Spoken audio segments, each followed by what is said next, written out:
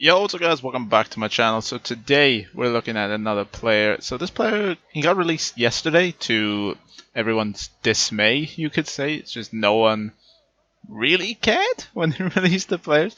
Just because the things they could be releasing currently, it could be a lot better. But while they are releasing some iffy content, we'll say, they are releasing some of these, like, gems, we will call them. So this Luke Ridnour, I'm going to butcher his name, I can already tell. So you can pick them up at the moment for roughly about 6,000, 7,000 MT. I haven't used a lot of the point guards in this game, especially around that area. I know you can get a few diamonds, a few amethysts, or a few more amethysts a bit cheaper. Diamonds a little bit more expensive, but you could argue a little bit better.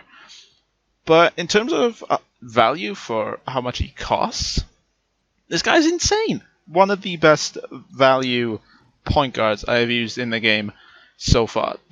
So there's one grueling issue that he has, is that because he's not very tall, his dunking is just not there. He literally has the lowest dunking stat in the entire game, along with his post moves, but you're not, like, he's hardly Magic Johnson, is he? If you're gonna drive, do not expect to be posterizing anyone.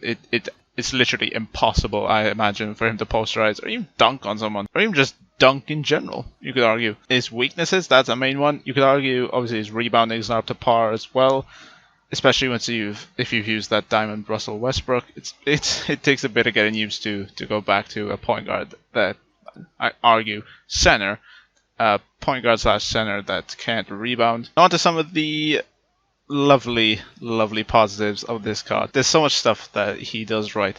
So I've used, in terms of these 5 players, I've used the pink diamond that came out, and I've used Craig Elo. This guy outperformed both of them in the games I played with him. Like, completely outperformed all of them. His passing is on point. Like, he's just whipping the ball down to other players. His shooting, he was the most consistent shooter I've seen.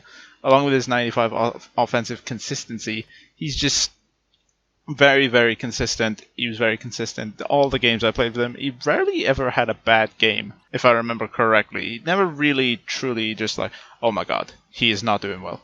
It's just every game he was doing incredibly well.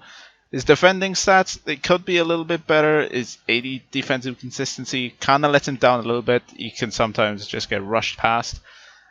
Like, not even just like getting rushed past by Giannis, for example. Like, he just gets rushed past by, like, Steph. But in terms of other qualities he has, he's incredibly fast. His passing, as I've said, is just insane. Shooting all across the board, no issues with it whatsoever. It's just the only slight bit of issues we have is, obviously, he can't dunk, can't block. His blocking stats is just...